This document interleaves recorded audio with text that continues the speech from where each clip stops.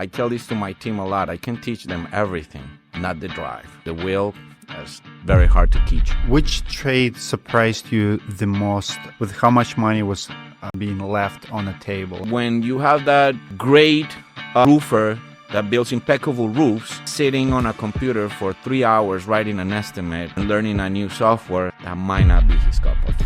Do you think that industry will go away with AI? You need that person You need to know critically what you're thinking doing. about it, right? Ooh, Badger might be watching. You don't want to manage claims? There is a lot of little Mickey Mouse companies popping up. Mauricio, thank you so much for flying in all the way from Florida to Minneapolis. How's the weather change for you? How was the workout this morning? Lovely, I love it. I love it. Thanks for having me.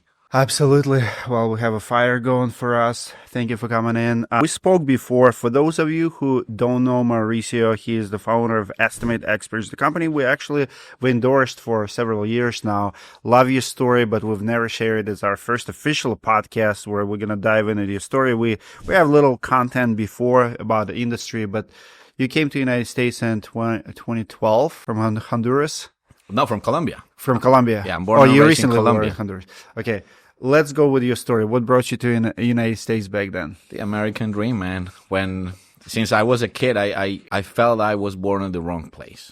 I liked to live there, what I was seeing on the TV. Those nice houses, those nice streets, and made it happen. I realized that I'm a big go-getter. Where I put my eye, I definitely make stuff happen. So that was one of those. And I feel it pretty early in my life. So you told me earlier, and you could relate to my post this morning because you also came to the United States with $200 to your name. With nothing. I brought nothing here. But ambition. Yeah, of course. And the drive. And I tell this to my team a lot. I can teach them everything, not the drive. The will is very hard to teach. How do we pass it to our kids? So we came here with the drive. If you cannot teach it, what is it about? Can you show it?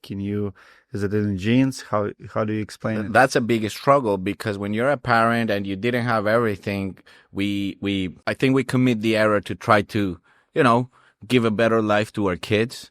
But that's kind of a double-edged sword. We cannot give them everything because I value the things I have now because I know what is having nothing. If my dad was a sheik in Dubai and he will give me a Ferrari for 12, it wouldn't mean anything. So the way I'm doing it is that my kid has to work. Let's say he's good in piano. So any piano song that he completes, he knows I'll pay $20 or $30 if it's a good one.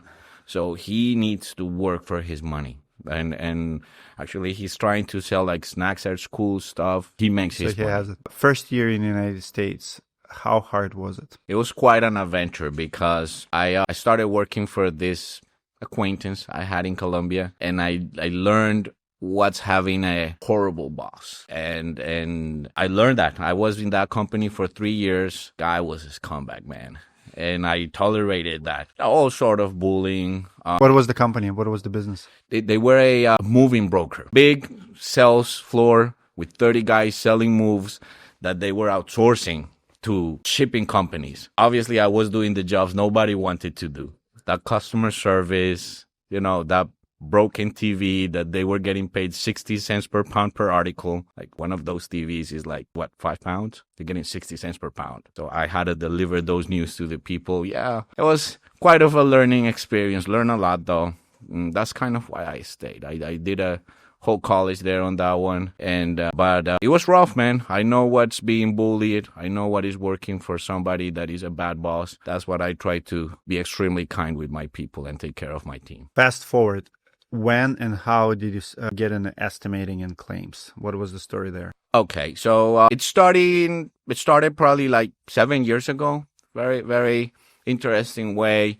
And I actually got involved into the insurance environment through the restoration industry. Fire, water, mold, this kind of dry out. Very proliferous business in Florida. And a good friend of mine in Florida back then, he had this company, restoration company. They were doing really good.